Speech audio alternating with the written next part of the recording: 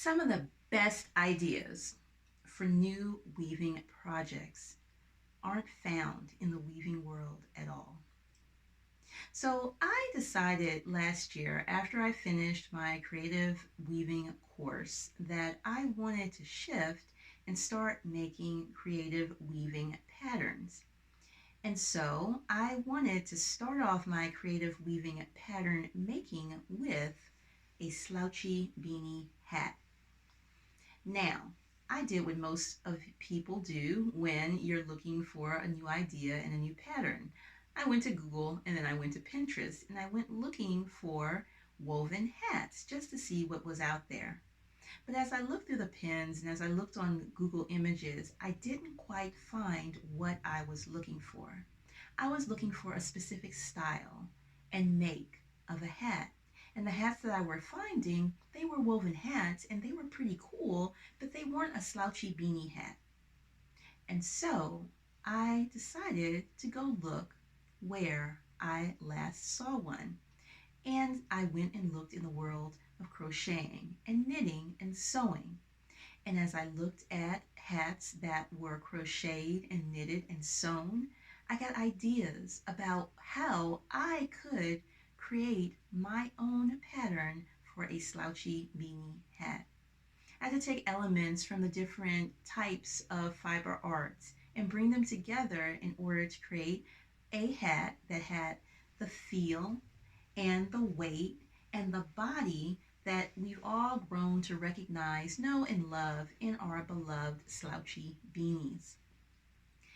The lesson that I want you to take from this is that you may not be able to find exactly what you're looking for when you're looking for a pattern, but just because you can't find it doesn't mean that it can't be done. And who's to say that you can't be the person that can make that thing? There are so many really amazing ideas out there. There's nothing new under the sun. Everything is just a recreation or a rehash of something that's already been done. And I find that sometimes in the weaving world, we find lots of the same patterns for things because, well, we're all looking at each other for ideas of what to make. Well, this year I am going to take on the world of crochet and knitted patterns to see how I can bring some of our favorite types of things to make, like hats, like this slouchy beanie, to our rigid Heddle looms. Because just like I was able to prove last year and will continue to prove this year, that the world of the realm of four shaft weaving is not only for floor and table loom weavers, that our wonderful rigid Heddle looms can do that too. I want to show that the items that can be crocheted and knitted can be woven if you want to. And I am here and I plan to set out how to do those in the most straightforward and weaving friendly way possible that respects the craft while pushing the boundaries and creating something new. So I want you to let me know in the comments, what is it that maybe you enjoy crocheting and knitting that you think should be able to be made on a rigid Heddle loom? Or maybe by seeing my hats, you're thinking, wow, maybe she could make that on a rigid Heddle loom.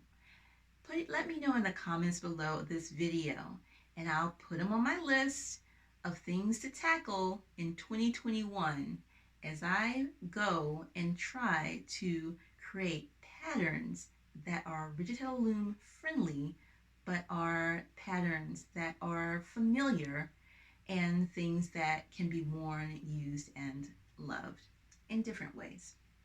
So, to summarize, when you're looking for a pattern, just because you can't find it, it doesn't mean that it isn't doable.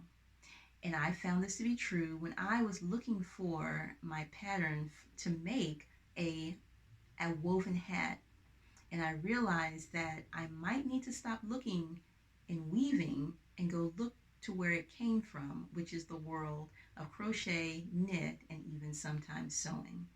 And hopefully you'll take from that that you can find new ideas and you can create your own new ideas.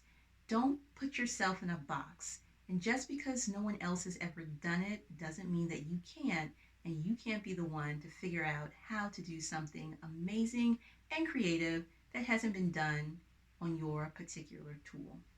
Well, that's it for this video. Please rate, comment, and subscribe. If you found this to be interesting, encouraging, or inspiring, consider sharing it with someone else. All right, y'all. Well, that's it for this. Let me know in the comments again what you'd like to see me make, and I will see you in the next video.